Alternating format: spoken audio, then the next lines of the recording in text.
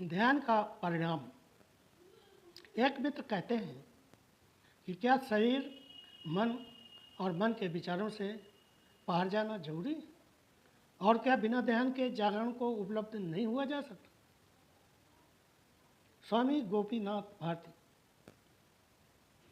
मित्र, जागरण को उपलब्ध हुआ जा सकता है और ध्यान की भी जरूरत नहीं। और यदि सच पूछा जाए तो ध्यान अप्राकृतिक है, जीवन के भी विपरीत है।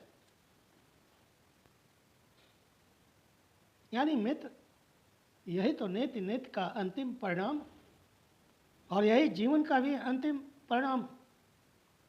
यानी ध्यान की जरूरत तो उस बेहोश आदमी को पड़ती है जो अभी जागा हुआ नहीं है, होश में नहीं। और जो जागा ही हुआ है उसको जगाने की क्या जरूरत है? जो ध्यान में ही है उसे ध्यान करने की जरूरत क्या है? यानी बीमार आदमी को ही तो दवा की जरूरत होती है, और यदि आदमी खुद ही स्वस्थ है तो फिर दवा अप्राकृतिक हो जाएगी और जीवन के विपरीत भी हो जाएगी। यानी सच पूछा जाए तो जागरण मनुष्य का अस्तित्वगत स्वभाव है जो शाश्वत भी है। और याद रखना, जिस दिन मनुष्य अंतर से और बाहर से स्वस्थ होगा उस दिन इस पृथ्वी से धन भी विदा हो जाएगा और ना ही फिर इन मंदिरों, मस्जिदों और मठों की जरूरत रह जाएगी। यहाँ तक कि तुम्हारे भगवान खुदा भी इस पृथ्वी से स्वर्ग लोक को चले जाएंगे,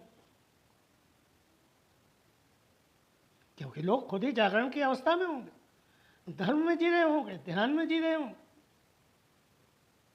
और परमानंद में जी रहे होंगे। लेकिन मित्र, ये नेति नेति का अंतिम परिणाम। यानी बोध को उपलब्ध होने के बाद क्या कोई बुद्ध ध्यान साधना करता है? यानी बोध उपलब्ध व्यक्ति न शरीर को इनकार करता है और न ही मन और विचारों को दुश्मन मानता, बल्कि वो और भी पूर्णता से शरीर, मन और विचारों का उपयोग करता है।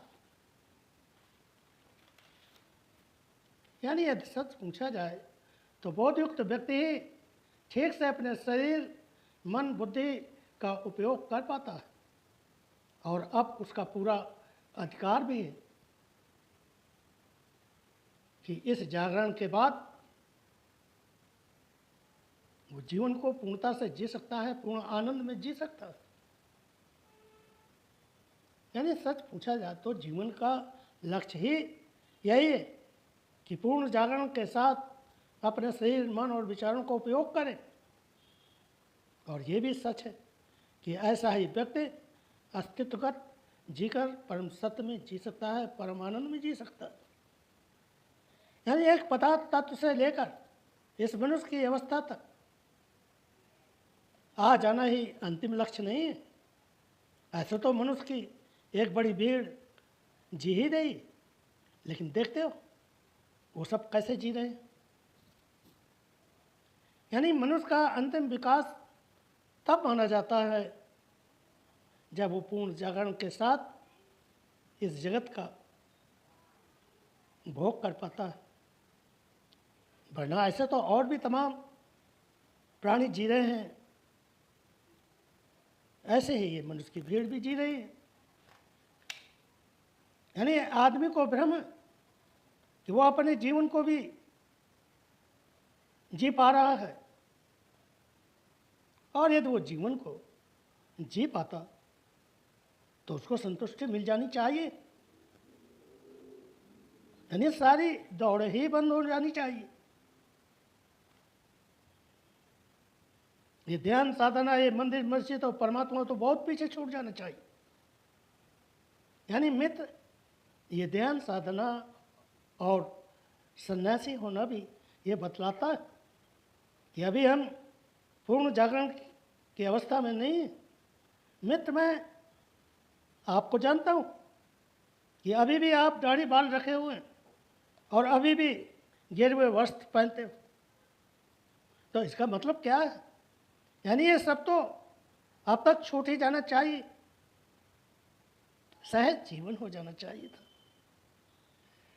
ये जरूरी नहीं था हाँ मौज में मस्ती में कैसे भी कपड़े पहन लो। यानी और अब क्या पाना चाहते हो? यानी अब तुम अपने घर आ गए हो तो फिर सराय में रहने की क्या जरूरत है? और फिर भी ऐसे प्रश्न उठाते हो। मित्र, आपने इस प्रश्न को कौतूहल बस पूछ लिया है कि देखें स्वामी जी क्या बतलाते हैं, वरना अब तक तो प्रश्न उठना भी बंद हो जानी चाहिए थे। जागरण का मतलब ही होता है कि अब जीवन का उत्तर मिल गया, अब जीवन जीने का अवसर आ गया, जहाँ एक जागरण के साथ समस्त के साथ जिएंगे और इसी जगत में या इसी लोक में उस परलोक का भी अनुभव कर लेंगे, उस परलोक में भी जी लेंगे जिसकी तलाश जन्मों जन्मों से रही। यानी मित्र, कहीं भी दूसरा लोक नहीं है, हमारी बेहोशी ही परलोक है। यानी बेहोशी में जीना हमारा स्वभाव नहीं है, और होश के साथ एक पूर्ण जागरण में जीना ही अपने लोक में होना है।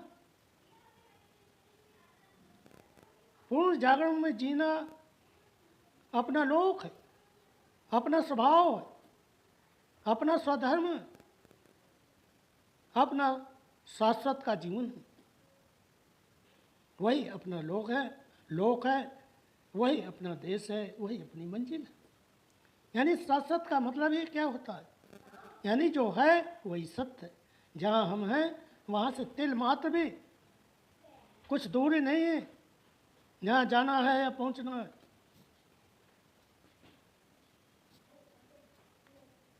यानी नेत नेत का मतलब ही होता है कि अब हम पूर्ण जागरण में और पूरे जागरूकता के साथ जिएंगे। अब हमें न सत्य चाहिए, न आत्मा परमात्मा या खुदा ही चाहिए, अब तो हम स्वयं ही परमात्मा होकर जिएंगे। अब मित्र, जहाँ मनुष्य की एक बड़ी भीड़ जी रही है वहाँ तो ध्यान चाहिए। ध्यान तो बेहोशी से बाहर होने की दवा है। यानी अंग्रेजी शब्द में मेडिसिन का मतलब होता है दवा, और ध्यान को अंग्रेजी में मेडिटेशन कहते हैं।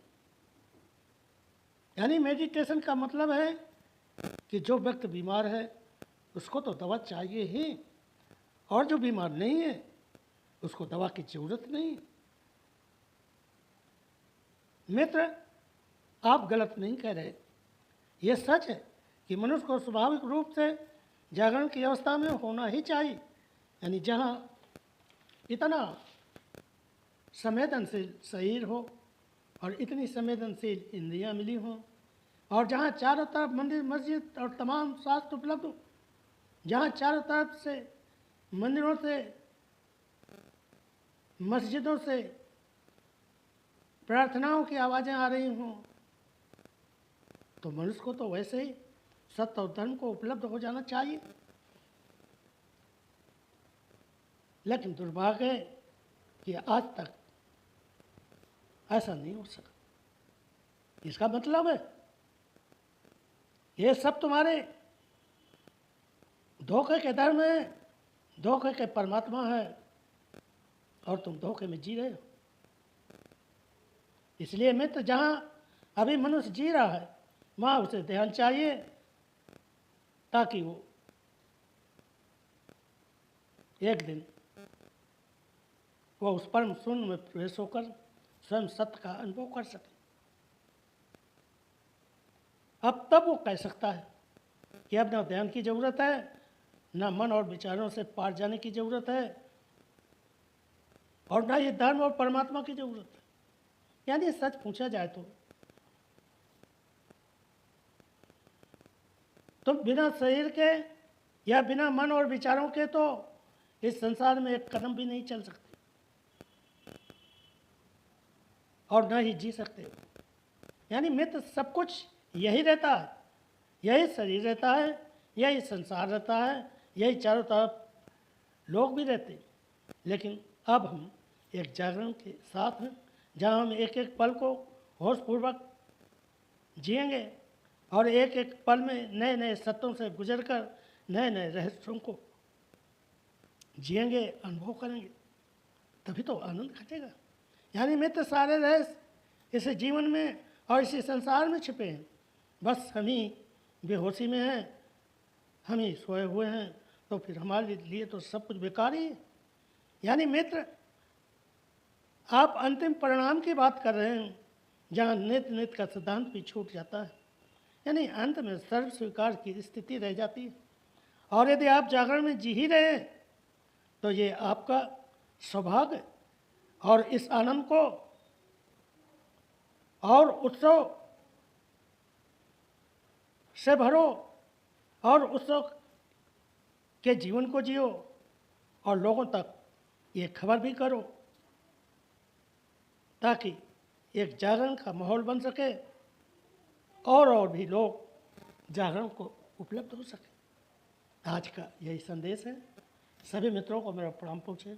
स्वामी रामविलास भारती, कानपुर।